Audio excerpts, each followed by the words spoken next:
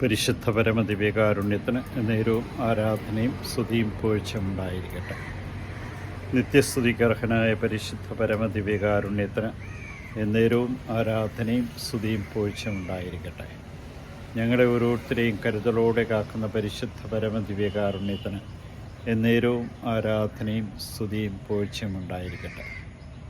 നല്ല ഈശോയെ, ഇന്ന് ഞങ്ങൾ ഓരോരുത്തരും എപ്രകാരമാണ് ഞങ്ങളുടെ അനുദിന ജീവിതത്തെ കൊണ്ടുപോകേണ്ടതെന്ന് ഞങ്ങളെ ഓർമ്മിപ്പിച്ചു.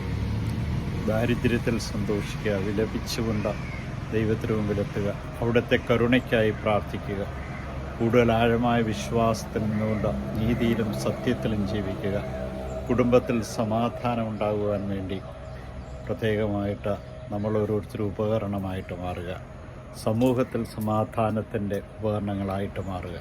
പിന്നെ കൂടുതൽ ദൈവ സ്നേഹത്തിൻ്റെ വിളനിലമായിട്ട് മാറുമ്പോൾ ദൈവത്തെ ദർശിക്കുവാൻ സാധിക്കുമെന്ന് ഞങ്ങളെ ഓർമ്മിപ്പിക്കുന്ന കാരുണ്യവാനായ കർത്താവേ, ഇന്നേ ദിനം മുഴുവനും നിൻ്റെ കാരുണ്യവും നിൻ്റെ സ്നേഹവും അനുഭവിച്ചറിയുവാൻ ഞങ്ങൾക്ക് തന്നതിനെ ഓർത്ത് നന്ദി പറഞ്ഞുകൊണ്ട് ഞാൻ അങ്ങയെ സ്തുതിക്കുന്നു, ആരാധിക്കുന്നു, മഹത്വപ്പെടുത്തുന്നു. അങ്ങേക്ക് നന്ദി പറയുന്നു. കാരുണ്യവാനായ കർത്താവേ, നിൻ്റെ കൃപകളാൽ നിറഞ്ഞ് നിന്നെ മഹത്വപ്പെടുത്തുവാൻ തക്കവിധം ഞങ്ങളെ ഓരോരുത്തരെ അനുഗ്രഹിക്കണം.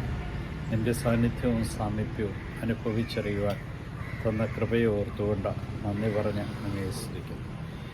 ഈ ദിവസം മുഴുവനും നിൻ്റെ സ്നേഹത്തിലും ചൈന്യത്തിലും നിലനിൽക്കുവാൻ ഞങ്ങൾക്ക് തന്ന കൃപയ്ക്ക് നന്ദി പറയും.